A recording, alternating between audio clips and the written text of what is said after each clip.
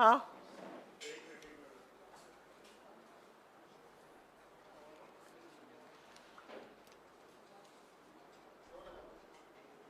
आप सबको हमारा नमस्कार। और एक बड़ी चिंता के विषय के साथ आज आपके सामने आए हैं। इस देश का प्रधानमंत्री इतना कमजोर, इतना असहाय, इतना मजबूर इससे पहले कभी नहीं था। 10 साल, सोचिए 10 साल भ्रष्टाचार में लिप्त रहने के बाद, डूबे रहने के बाद, भ्रष्टाचार में सरोबार रहने के बाद कल नरेंद्र मोदी जी ने हिम्मत दिखाई और भ्रष्टाचार का खुलासा किया। बहुत बड़ा खुलासा किया नरेंद्र मोदी जी ने भ्रष्टाचार का। फाइनली 10 साल बाद उन्होंने हिम्मत दिखाई और यह हिम्मत उन्हें राहुल गांधी जी ने दी। उन्होंने देखा कि एक ये बंदा है, ये लगातार भ्रष्टाचारियों के खिलाफ, भ्रष्टाचार के खिलाफ मुस्तैदी से बोल रहा है। एक ये बंदा है जो बिना डरे, बेखौफ, निर्भीक, निडर होकर, डंके की चोट पर सीना ठोक कर भ्रष्टाचारियों की कलई खोल रहा है। वो लगातार अडानी और मोदी के झूठ का पर्दाफाश कर रहा है। फाइनली मोदी जी के अंदर हिम्मत आई, उन्होंने बड़ा भ्रष्टाचार का खुलासा किया। और यह सच है कि 10 साल बाद जब चुनाव आए, अपनी आगामी हार को देखकर तीसरे चरण का मतदान हो चुका है। एक बात कांच के शीशे की तरह साफ है कि 4 जून को भारतीय जनता पार्टी की न तो सरकार बनेगी, न मोदी जी प्रधानमंत्री बनेंगे। तो तीसरे चरण के मतदान के बाद अपनी आगामी हार को देखकर नरेंद्र मोदी जी ने अडानी और अंबानी के भ्रष्टाचार पर कल बहुत बड़ा खुलासा किया और बहुत गंभीर आरोप लगाया। उन्होंने कहा कि अडानी और अंबानी बोरे में भर भर के, टेम्पो में लाद लाद कर काला धन इधर से उधर पहुंचाते हैं, वो काला धन बांट रहे हैं। ऐसा आरोप बीजेपी के छुटभैये नेता, बेलगाम प्रवक्ता, दोरुपल्ली के ट्रोल, बिना काम निकम्मे मंत्रियों ने नहीं, खुद प्रधानमंत्री ने कहा। सोचिए, इस देश के प्रधानमंत्री ने अपनी आगामी हार को देखकर मंच से भ्रष्टाचार के गंभीर आरोप लगाए और कहा अडानी और अंबानी बोरों में पैसा भर भर कर, टेम्पो में पैसा लाद लाद कर काला धन बांट रहे हैं। जब इतना बड़ा खुलासा कर ही दिया मोदी जी, तो अब क्या घबराना? अब क्यों घबरा रहे हैं? खुलासा कर दिया, काला धन बंट रहा है। काला धन आपके संज्ञान में है, कहां कौन बांट रहा है, किस व्हीकल से बांटा जा रहा है। और राहुल गांधी जी सही सवाल पूछते हैं। आपका मतलब पुराना अनुभव है, आपका एक्सपीरियंस है, आप जानते हैं कि किस तरह की टेम्पो में कैसा पैसा आता है, तो अब क्या डरना? अब जब इतना बड़ा भ्रष्टाचार का खुलासा कर दिया, तो आइए मैदान में और भेजिए अपनी agency. CBI, ED, income tax, ये सारी एजेंसियां जानी चाहिए और तड़ातड़ दनादन कराइए आप रेड कराइए अपने मित्रों के यहां, जिनको आप कहते हैं कि वो बोरों में भर भर के, टेम्पो में लाद लाद के काला धन बांट रहे हैं। वहां पर अपनी एजेंसीज को भेजिए, देरी मत करिए, तुरंत जांच कराइए। लेकिन आप एक विडंबना देखिए, इस देश का प्रधानमंत्री मंच से खड़ा होकर कह रहा है कि ये 2 लोग टेम्पो में भर भर कर काला धन बांट रहे हैं, लेकिन एजेंसी के कान पर जूं नहीं रेंग रही है। मीडिया, आप जैसा प्रबुद्ध मीडिया जैसे सांप सूंघ गया हो, कोई चर्चा ही नहीं है इसकी। अरे थोड़ी तो रिस्पेक्ट इस देश के प्रधानमंत्री की करिए, थोड़ा तो आदर, थोड़ा तो सम्मान उनका करिए। इतना बड़ा भ्रष्टाचार का आरोप खुद प्रधानमंत्री लगा रहे हैं, मीडिया जो अभी तक चरण चुंबक था, मानो सांप सूंघ गया हो, सुनाई नहीं दिया, इग्नोर कर दिया। ये तो आगामी हार की निशानी है। हार दिख रही है मीडिया को भी, हार मोदी जी की एजेंसी को भी दिख रही है। इसीलिए वो लोग कार्रवाई नहीं कर रहे। लेकिन घबराइए मत मोदी जी, कांग्रेस पार्टी, राहुल गांधी आपके साथ खड़े हैं। आप कराइए रेड, आप भेजिए एजेंसी को, आप जारी करिए आदेश, हम आपके साथ मुस्तैदी से खड़े हैं। रेड होगी, जांच होगी, तभी तो पता चलेगा काला धन किसने कहां कितना छुपाया है। आप मत घबराइए, कोई बात नहीं अगर भाजपा आपका साथ नहीं दे रही, कोई बात नहीं कि अगर मीडिया को सांप सूंघ गया, कोई बात नहीं कि एजेंसी आपकी बात को दरकिनार कर रही है। आप आदेश दीजिए, हम आपके साथ खड़े हैं। अगर भ्रष्टाचारी जैसा कि आप कह रहे हैं टेम्पो में पैसा बांट रहे हैं, उनको रंगे हाथों पकड़ा जाएगा। भेजिए तो आप एजेंसी, आप डरिए मत, आप जांच कराइए, हम आपका साथ देंगे। लेकिन एक बात यह सच है कि मोदी जी के इस बड़े भ्रष्टाचार के खुलासे ने कहीं ना कहीं पूरी भारतीय जनता पार्टी में और पूरी सरकार में हड़कंप मचाकर रख दिया है। लोग परेशान हैं, बिल्कुल भयभीत हैं।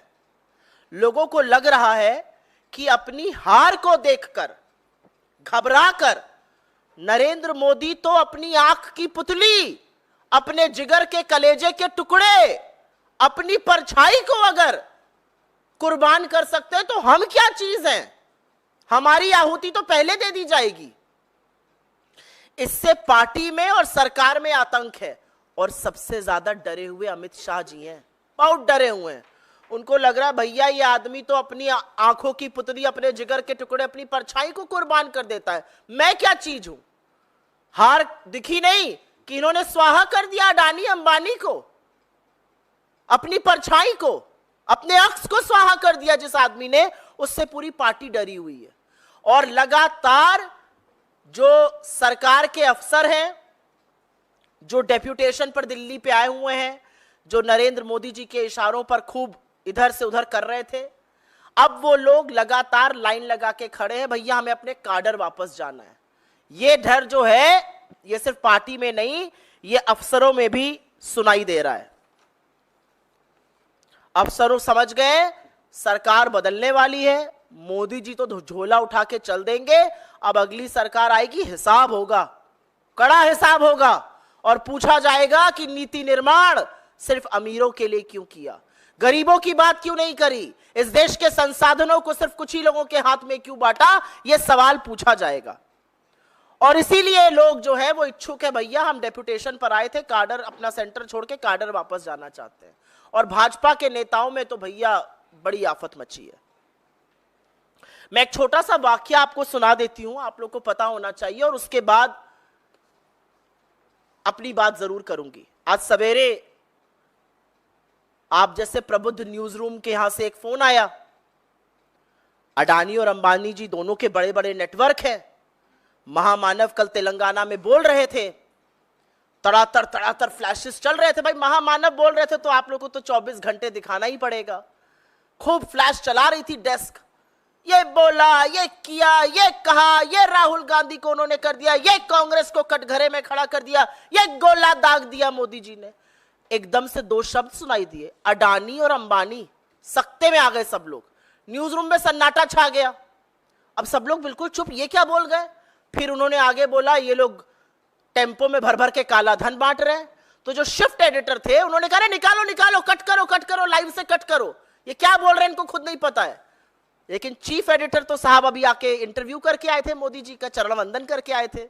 उन्होंने कहा नहीं मोदी जी हैं, चलने दो।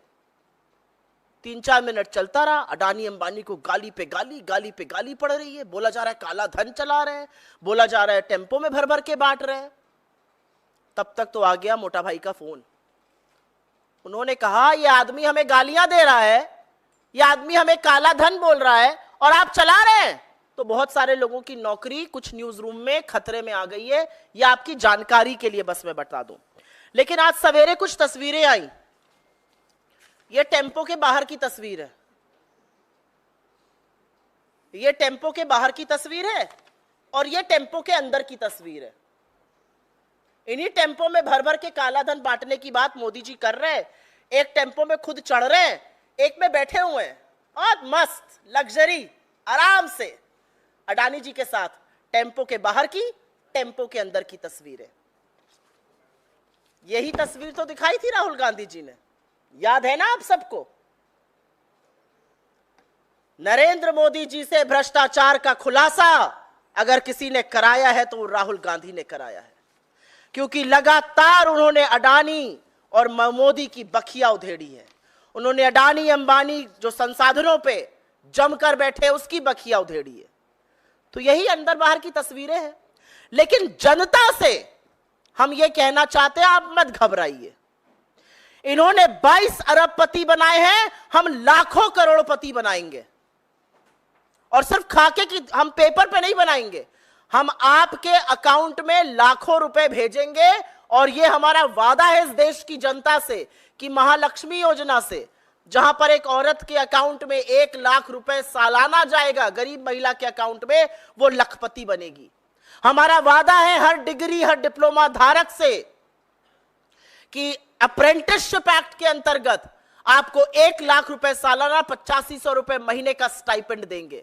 हमारा वादा है किसान से आपको एमएसपी देंगे, आपका कर्ज माफ करेंगे। हमारा वादा है श्रमिकों से हम मनरेगा का मानदेय 400 रुपए प्रतिदिन करेंगे। हमारा वादा है इस देश से हम 25 लाख की एक हेल्थ बीमा योजना लाएंगे, जिसमें इलाज भी होगा, दवाई भी होगी, ट्रीटमेंट भी होगा, सब कुछ होगा। हमारा वादा है इस देश के युवाओं से हम 30 लाख सरकारी नौकरी बनाएंगे। हम अग्निवीर को खत्म करेंगे, हम पेपर लीक के खिलाफ कानून बनाएंगे। हमारा वादा है इस देश के नवयुवतियों से हम 50% आरक्षण सरकारी नौकरियों में लड़कियों के लिए करने जा रहे हैं। हमारा वादा है हर उस व्यक्ति से जो हाशिए पर है, जिसको हिस्सेदारी चाहिए, जिसको भागीदारी चाहिए, हम गिनती कराएंगे। नरेंद्र मोदी कितना भी भागे, गिनती हम कराएंगे, आपको न्याय हम दिलाएंगे। जातिगत जनगणना होगी, आदिवासियों, दलितों, पिछड़ों, गरीब सामान्य वर्ग को उनका हक दिलाने का काम कांग्रेस पार्टी करने जा रही है। आपने 10 साल में 22 अरबपति बनाए, हम आने वाले सालों में लाखों करोड़ों लखपति बनाने जा रहे हैं। यह असलियत है, यह कांग्रेस का वादा है। लेकिन जो बातें अभी हल्के में होती थीं, जो बातें बंद कमरे में विशेषज्ञ कर रहे थे, वो अब खुलकर सामने आ गई हैं। 10 साल में पहली बार नरेंद्र मोदी ने मंच से अडानी और अंबानी का नाम ऐसे नहीं लिया है। अगर उनकी हार की एक पुष्टि चाहिए थी, अगर उनकी हार पर एक मोहर लगानी थी, तो वो काम नरेंद्र मोदी जी ने कल करके दिखाया है। उन्होंने हिम्मत जुटाई है भ्रष्टाचारियों की कलई खोलने के लिए। अब थोड़ी और हिम्मत जुटाइए और भेजिए ईडी, सीबीआई, इनकम टैक्स को। और अगर वो नहीं जा रही है तो बताइए हमें, हम आपके साथ खड़े हैं। अगर वो नहीं जा रही है तो वो भी जानती हैं कि आप हारने वाले हैं, तो आपसे किनारा काट रही हैं। लेकिन इस देश के सामने कल दूध का दूध और पानी का पानी हो गया। इसी भ्रष्टाचार की, इसी कलई को खोलने का काम राहुल गांधी जी ने 10 साल से किया है। और अंततोगत्वा उन्होंने नरेंद्र मोदी को मजबूर कर दिया उस भ्रष्टाचार का खुलासा करने के लिए। आपके सवालों का स्वागत है और सवाल मैं सिर्फ और सिर्फ इस विषय पर लूंगी।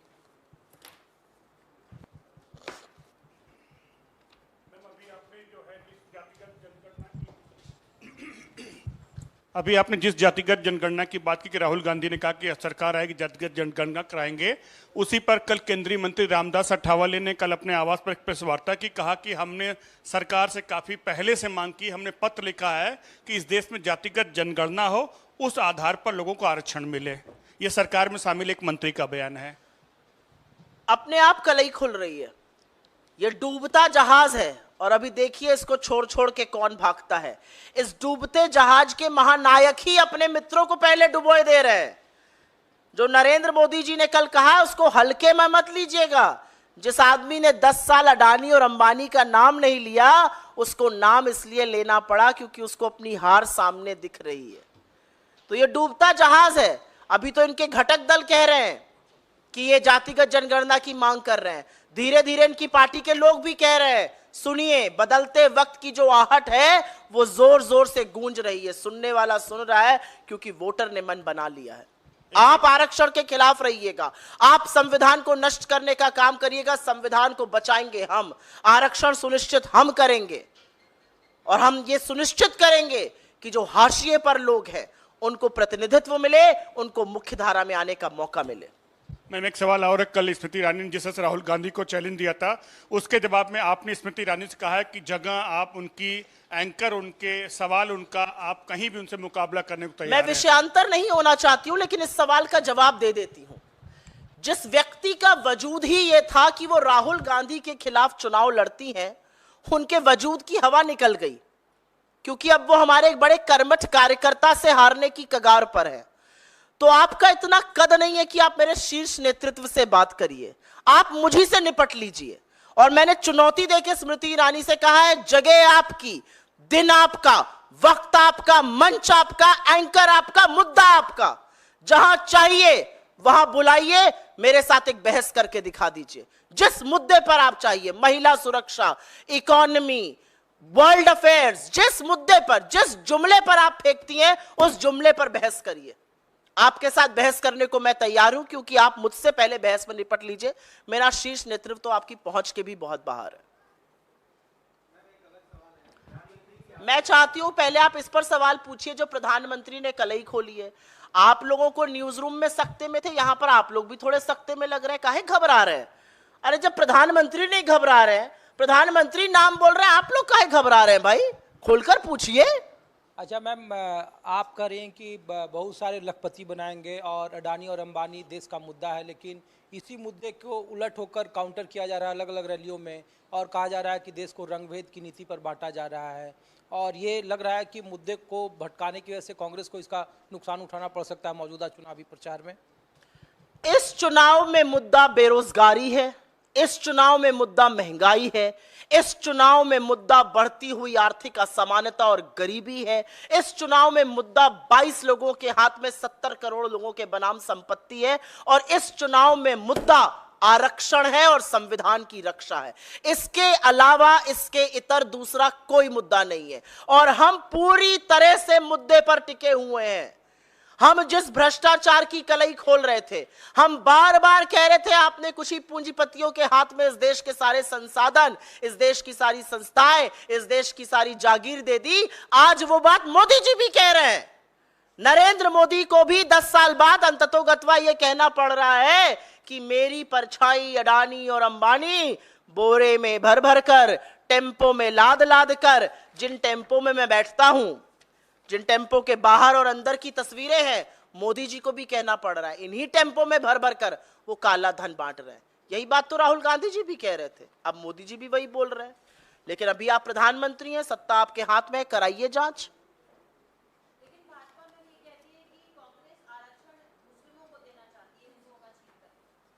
भाजपा तो ऐसी बेगैरत और बेवकूफ़ी की बहुत बातें करती है, तो उनकी हर बेवकूफ़ी की बात का मैं जवाब नहीं दूंगी। भाजपा की सरकार ने यही आरक्षण गुजरात में, यही आरक्षण मध्य प्रदेश में, यही आरक्षण छत्तीसगढ़ में दिया। भाजपा की 2 बार सरकार कर्नाटक में रही, वो चुप रहे इस पर। इस बार इस तरह की बेसिर पैर की बातें क्यों की जा रही है, ये मैं जानना चाहती हूं।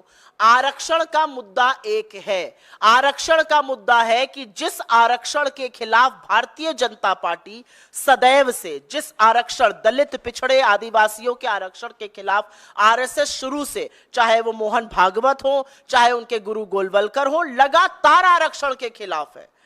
आप उस आरक्षण को समाप्त करना चाहते हैं। आपकी साजिश संविधान बदलने की, जब आप 400 की बात कर रहे थे, आप संविधान को बदलना चाहते हैं, और आपकी साजिश का पर्दाफाश देश के सामने हो चुका है।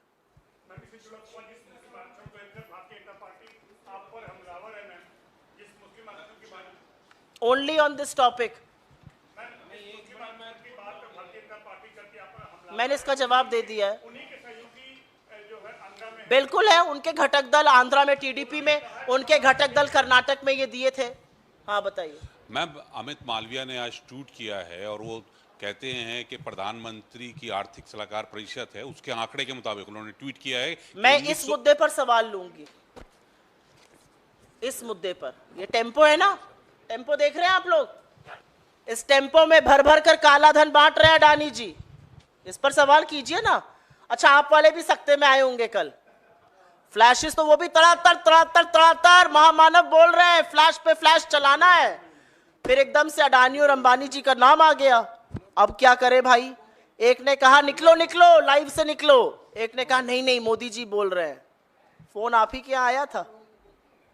बोल दो ना मैडम जी बोलो। अरे बिल्कुल दीजिए भाई, चलिए बोलिए। हाँ मैडम, कुछ दिनों पहले पीएम ने एक रैली में कहा था कि